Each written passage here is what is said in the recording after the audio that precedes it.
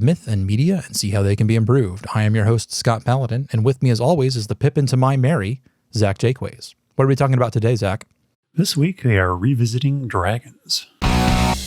And unlike our previous revisiting episode, you and I didn't re-listen to our old episode this time. So that's right. We're going in relatively blind. Yeah. So if we retread any territory that we did, literally we had that original conversation over 2 years ago now. So I think we are allowed to have forgotten what happened in it. Yeah. But we also are not going to do a lot of explaining about what dragons are, because you should know what dragons are. Like, I cannot believe that you would have gotten... Shame on you if you don't. Well, A, you should have listened to the previous episode where we talked about it, but also, like, come on, dude, they're dragons. Everybody knows what dragons are. They're big lizards. Like, sometimes they fly, sometimes they don't, sometimes they hoard gold, whatever. Like, yeah. I think back then, like, we had a much more focused agenda when we talked about dragons. Like, yeah, for sure. We came in, like, with a list of questions about... Yeah.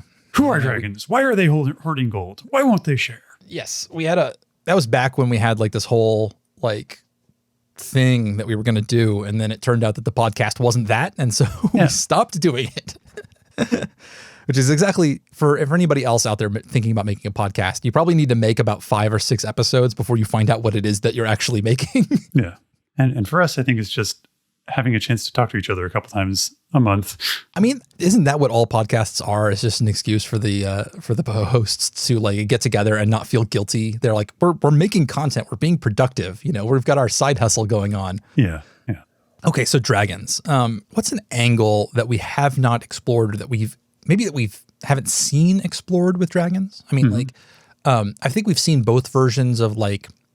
Dragons are super intelligent ancient creatures that know all the things, but then also we've seen versions where they're big dumb lizards. Mm-hmm. We've seen magical dragons. We've seen biological dragons. I think we did the dragon internet last time is one of the few things I remember. There's been dragons as metaphor for evil. There's even been like dragons exist in another universe can only instantiate here when there's lots of magic, which is the Terry Pratchett Discworld version. Mm-hmm. And dragons fly by farting fire. Yep. Only that one. There's actually an idea. There's an idea actually in one of the very first Pratchett books, which is that when people are in a particularly high magic field, like there's an area of just extra magic in this one area, that things that they imagine become true, and then they create dragons. Okay. And I'm kind of drawn to that idea of like dragons aren't their own thing. That this version of dragons is one that like comes from people. Mm-hmm. Like it's created by the belief of the humans that live nearby. Oh. And that means that the dragon is kind of whatever people expect it to be. That's an interesting idea. So some places might have like a protector dragon, whereas others have like the stereotypical dragon where they have to sacrifice the virgin to every month.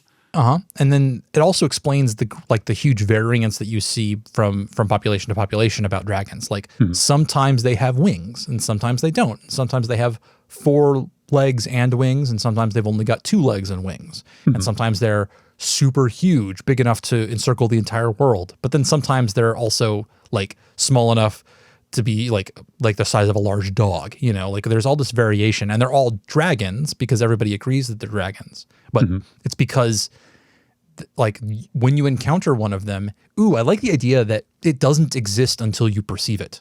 Like it exists as a superposition in a waveform.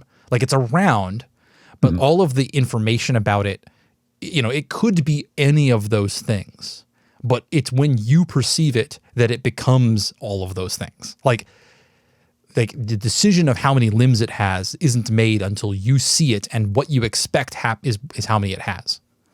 So it's sort of just like this reptilian sort of waveform just waiting to occur. It's okay. So we're imagining a world where we're going to call it the dragon field. There is a low-level dragon field through the entire world. This sort of like the electromagnetic field. Amazing low-budget fantasy book, and I'm all for it. So yeah, there's this background dragon radiation all of the time. Everywhere you go, there's some amount of dragon at any particular moment. And some of the, because of the natural variance, I guess, or maybe there's a cause later. We can get back to that. But there are places where the dragon from field, the dragon star. there are places where the dragon field is more activated. There's more dragon there. All right. And but it won't make an actual dragon, a dragon that can physically interact with the world until there is someone around to perceive it. Okay. And then when somebody comes close to one of these places, the dragon like becomes all of the things that they expect it to be. That's cool. I like also. I had said that maybe it can't interact with the world. I think that may be wrong. I think it will interact in the world in ways that you wouldn't expect, because it could be all kinds of dragons until somebody perceives it. Like when you see it, you collapse the waveform and it becomes limited. But during that time that you aren't perceiving it, when you've got your back turned, it could do all of the things that any dragon could do, you know? Interesting. So like you're hearing rumors of like all these dragon related phenomena that are just like wildly disparate, and like you hear like stories about this protector spirit in one area, and other one's like, oh no, I heard that a virgin was sacrificed there for and like you go for a walk in the woods and you might find evidence of where a dragon has been, but then it doesn't make any sense. Like it's you've got different kinds of footsteps and different numbers of footprints, and you have trees that are knocked down, but you also have small dens that it created because it doesn't know what size, it doesn't have a size until somebody perceives it. And then all of those things that these people see, all of the evidence of the dragons, like colors their perception of what it is.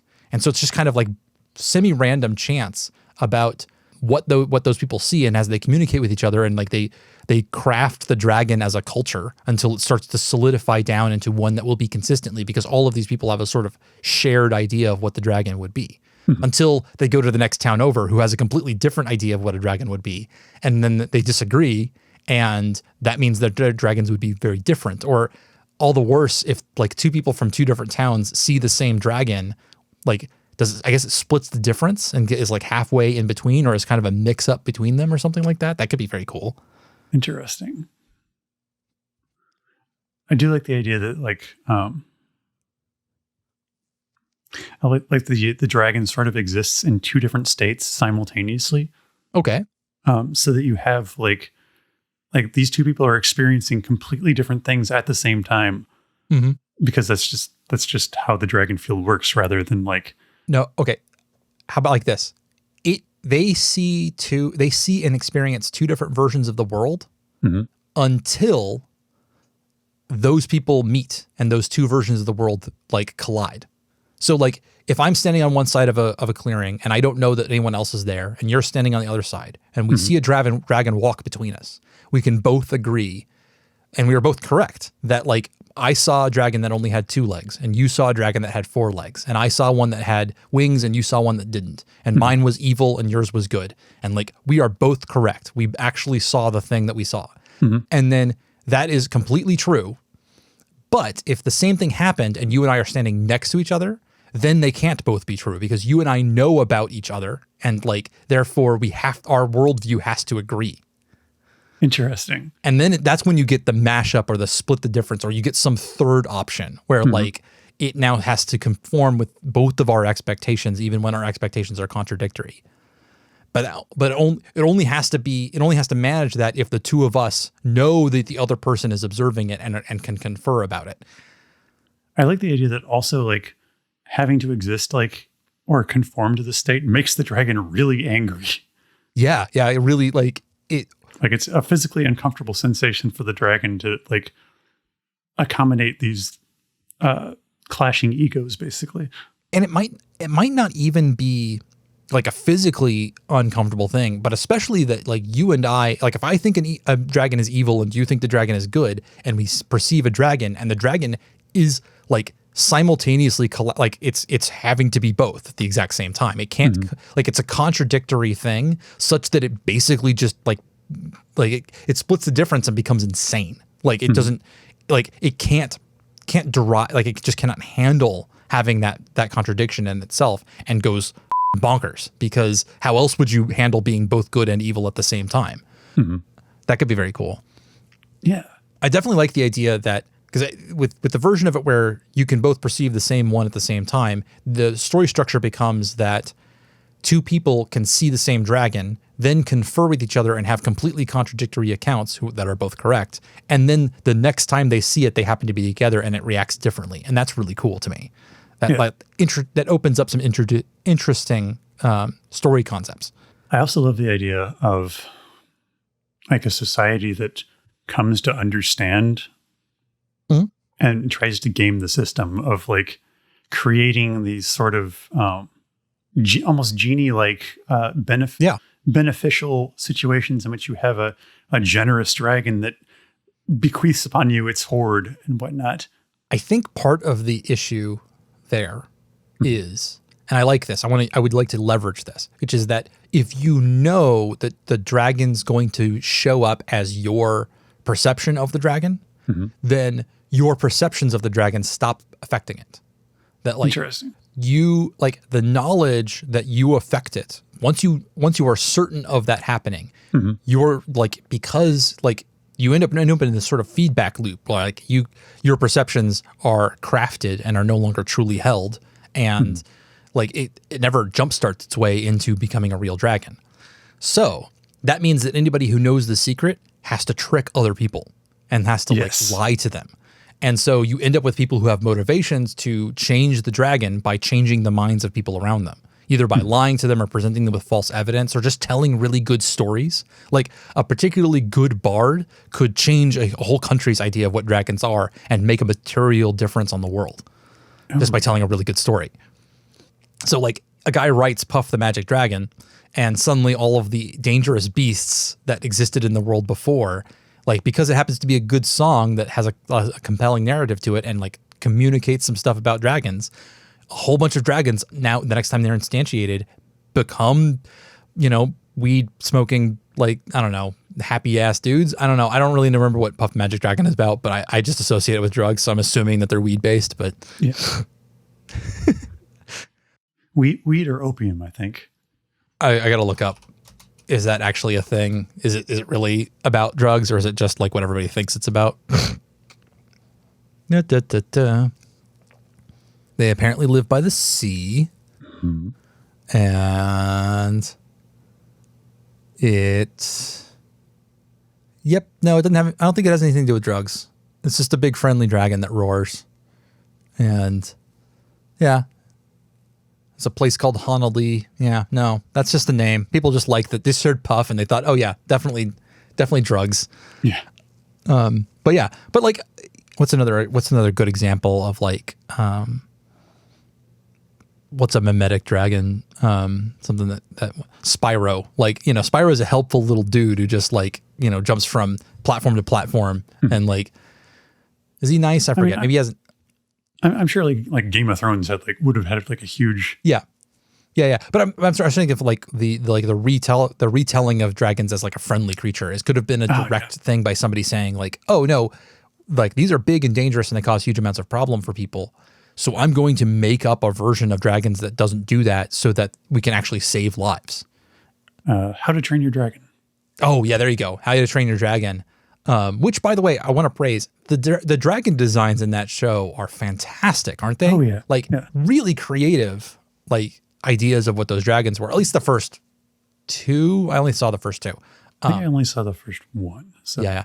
But the art direction in that series was fantastic. I love those designs. Although I have to take umbrage with the fact that Viking isn't a kind of person you can be; it's a job you do. So. Anyway, it literally means like bandit or pirate. It's like a thing that you would go be a Viking for a while when you're not working your crops. Like you couldn't be like, I'm a fifth generation. Like I come from the land of Vikings. It's like saying I come from the land of bakers. Like it's I'm thing. half like Viking on my mother's side. Yeah. And then also they sounded Scottish for some reason, despite the fact that Vikings are all Scandinavian, but nonetheless, good series.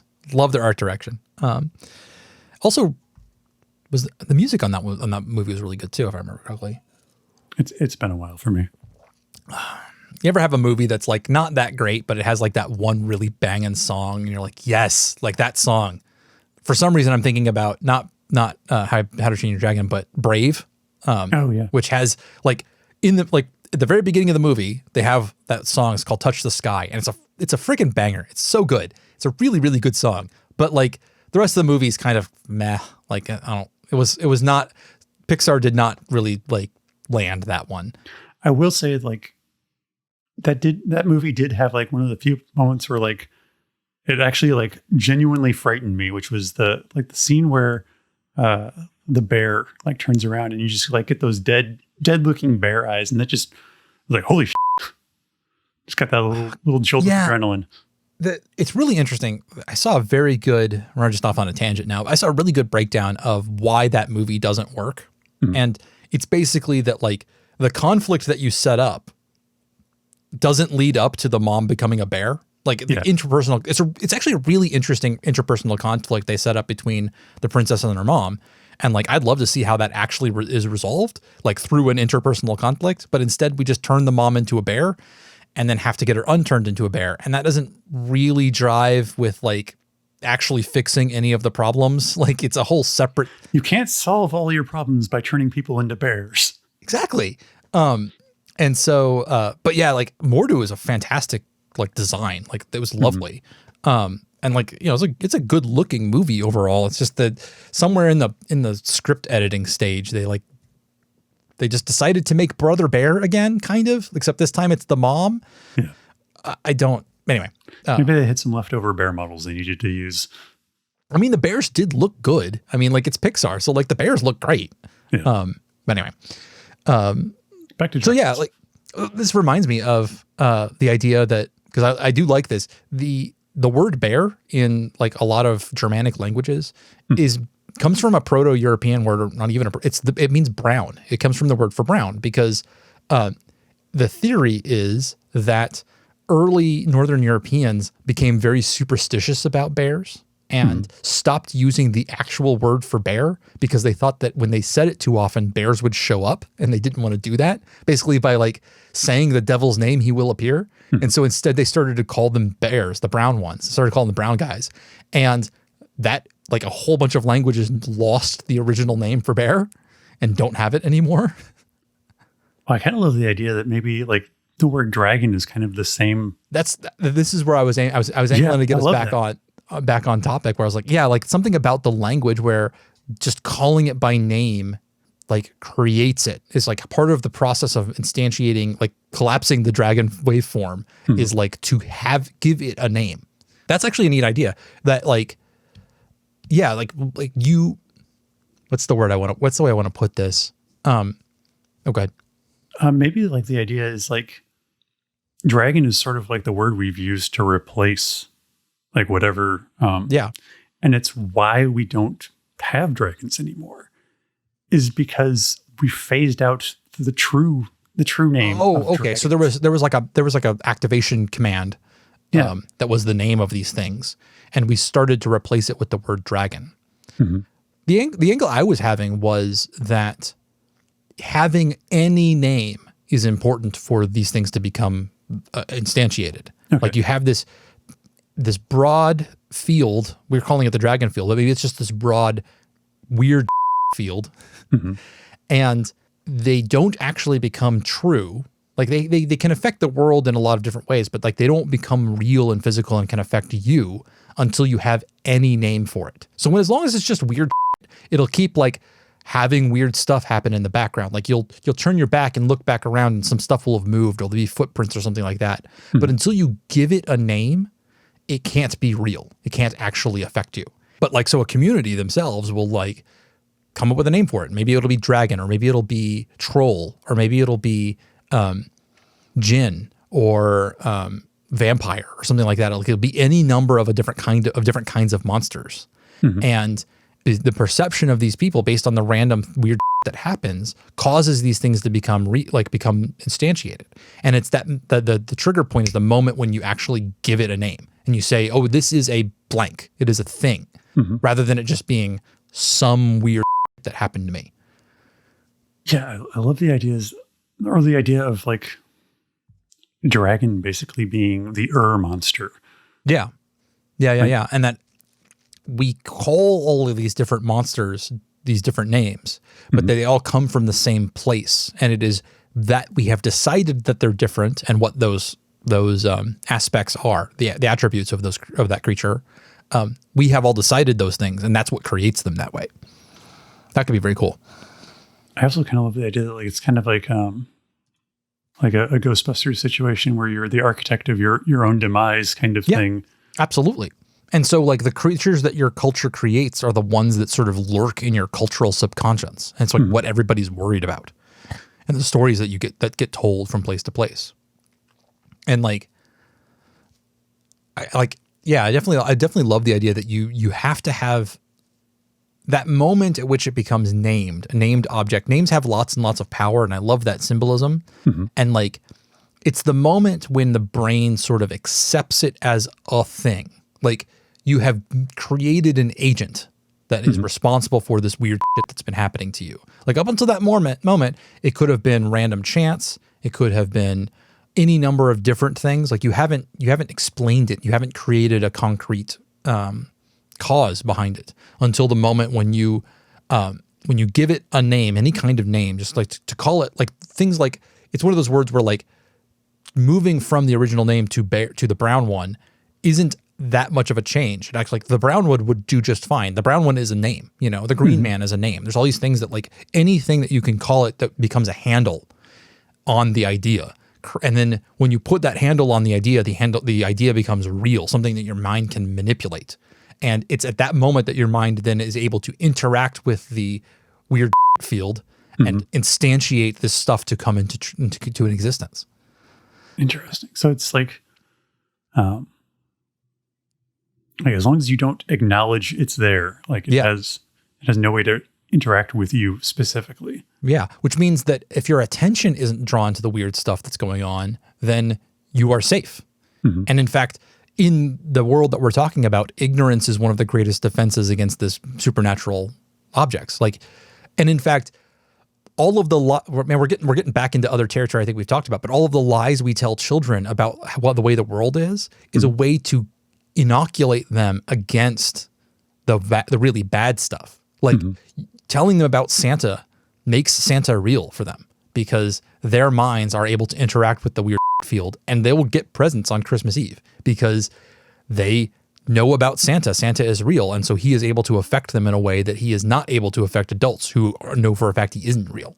From kind of like a horror storytelling point, I kind of have a idea of so you got like two towns, whatever, that has travel between them through like this haunted forest or whatever. Yeah. And the tradition is like to pass through this forest, you have to blindfold yourself. Yes. And travelers like passing through the forest blindfolded like hear horrible noises and whatever, and like feel presence, but like as long as they don't see it and acknowledge it, or give it a name, they're able to pass through unharmed. Yeah. But like the moment that anybody who is like inquisitive and investigative and like starts trying to figure it out, like unleashes unholy problems for both towns because they instantiate this problem into an actual creature that can do harm to them.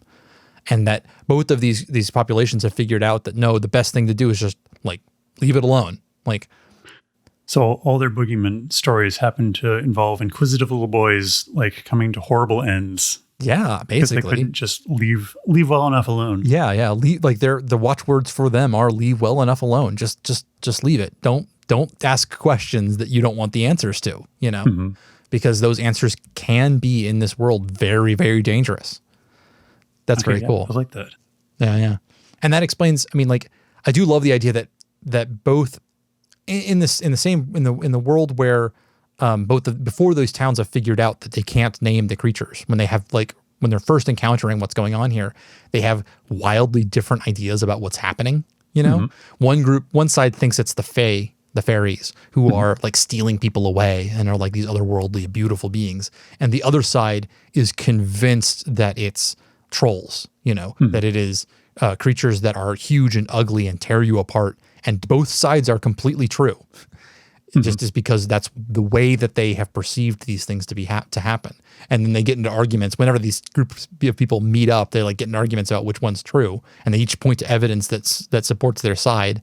But it happens to be true for whichever side gets it. I like that. So do you have to have a name for it in its presence, or is like experiencing it and then going elsewhere and then telling stories about it enough to create it? So, yeah, okay, so it cannot have a presence if you don't name it. So you have to like have a name for this thing for it to exist at all. So if you go someplace, experience some weird and then you name it, but you're gone by the time you walk away and you're like, man, that was really weird. Maybe that was a monster. Maybe that was a troll or something like that. You're now far away from the concentration part of the field. It doesn't exist while you're there. You talk to somebody at the tavern and say, man, I encountered a troll the other day. And you tell them this great story about, nearly escaping the troll. And then that guy goes back to the area you created because you've given him the name, because you created a name and put it in his mind. The troll now exists for him. And when he comes the other way, he's going to encounter it. Okay. Yeah. But like when you went through the first time and you didn't realize anything was going on, you only kind of created it. In fact, maybe they don't affect the world at all until they've got a name. So like what happened to you the first time was something completely mundane. You saw a shadow in the forest and it was actually like a tree stump, and your mind was playing tricks on you. And so you like applied your imagination to it and thought that it was something more. And you got freaked out. Maybe you didn't even really believe something was going on, but like you're a storyteller, you like to tell stuff. So you talk about it. And then like in creating the story, you make it real to the other people. And then he goes through, sees it actually happens to him. And now you've had your original belief that you just kind of made up reinforced. You're like, well, look, that guy got his ass torn off. And as trolls do. He tore his butt clean off. And now he has no butt. And because of that, I know that trolls exist, even though I was the one who made them up to begin with. That would be very cool. Yeah. Sorry about that. My dog was digging somewhere through the couch. That's fine. I've said before, and I'll say again, like people like the dog noises that happen in the background. I've never had anybody complain. So, although I don't know if you've noticed, or you probably wouldn't know, we don't have outtakes anymore. We have the stuff we talk about before we make the actual episode, but almost to a broad degree, I just leave everything in now. Yeah. Like it's fine. Like it's mostly just us bullshit. Like I'm going to leave that whole thing in. As I've become more of an editor, I edit less and less over time. Like I leave more and more crap in because it's just about confidence at this point. Yeah. How far are we into this? Because we've like created a whole worldview of this whole thing, and like to the point where everything could be answered by the that we've come up with. That is true. Yeah. We just hit the 30-minute mark, which means we're a little bit time short, which is okay. Yeah. We can always have a slightly shorter episode. But is there anything else that we want to talk about in this realm of the like imagined drag? Oh God, it's imagined dragons. Oh no. Well, God. Time to throw the episode away. Oh, God damn it. Okay. Well, that's it. We're done. Bye. Until next time. Thank you for joining us for this episode of Monster Mechanics. Monster Mechanics is produced and edited by me, Scott Paladin, and hosted by myself and my best friend, Zach Jaquays. All of the ideas generated during this podcast are released under a do what the f*** you want public license.